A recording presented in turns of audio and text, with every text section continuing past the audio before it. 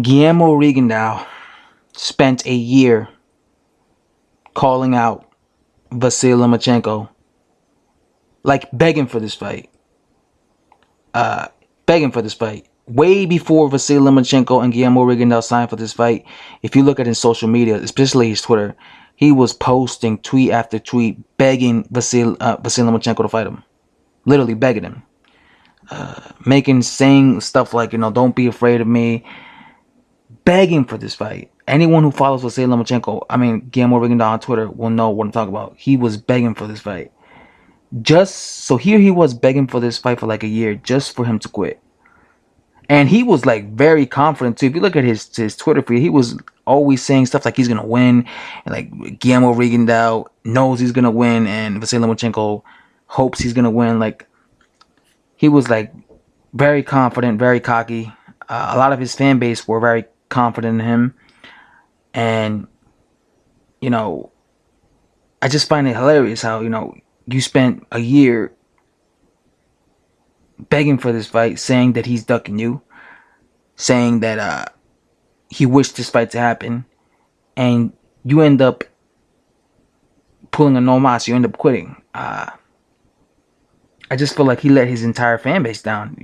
If I was like a hardcore Guillermo Rigondeaux fan who was following Guillermo Rigondeaux for like a year on Twitter and telling him that everyone's ducking you and Vasyl Lomachenko's ducking you, to see him quit like this after all that talk he's been doing, that'd be kind of annoying, So I don't know, man. Like it would have been way better had he at least lost via decision, because at least had he gone the 12-round decision, even if he would have get outclassed, it wouldn't. People would have more respect for him. They'd just be like, okay, you lost. But at least you went 12 rounds. But to quit, just kind of shameful. So what's funny? Two of Nonito Donair's, of the guys who beat Nonito Donair, quit against Lomachenko. Nicholas Walters beat up Nonito Donair, knocked him out, and he quit against Vasyl Lomachenko. And of course, Guillermo Rigondeaux dominated Nonito Donair, and he just quit last night against Vasyl Lomachenko. So it's like everybody who beats Nonito Donair ends up quitting against Vasyl Lomachenko. You know what I'm saying? So that's hilarious. A lot of people have been saying stuff like Vasyl Lomachenko is now the pound for pound king. I don't know if I'm going to go as far as saying he's the #1 pound for pound king, but what I will say is he's a pound for pound fighter. That's what I will say.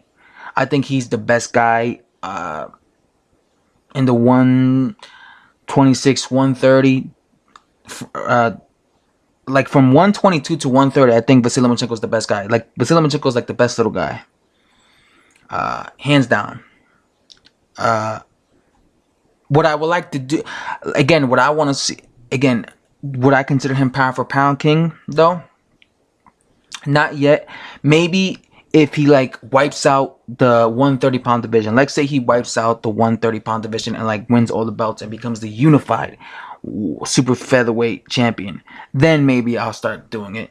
Unless like Crawford wins a belt at like 147. Because right now Crawford and Lomachenko are like, they're right there when it comes to pound for pound stats. But the reason I rate Crawford higher than Lomachenko is because Crawford, he actually became undisputed champion at 140. So I have to give him his props for that. Lomachenko, he's very skillful, but he hasn't become undisputed. So I want to see Lomachenko at least try to win the other belts, become unified. Or even if he doesn't, let's say see him move up to 135. Because I think 135 is a weak division. I think Lomachenko could take over the 135 division. I think that's a good division for him. Because the 135 division is weak,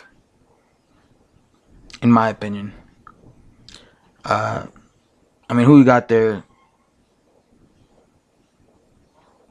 Robert Easter Jr., maybe Mike Garcia. Oh, Anthony Solis, Jorge Linares. That's another good fight for him. But yeah, guys, this I have to say.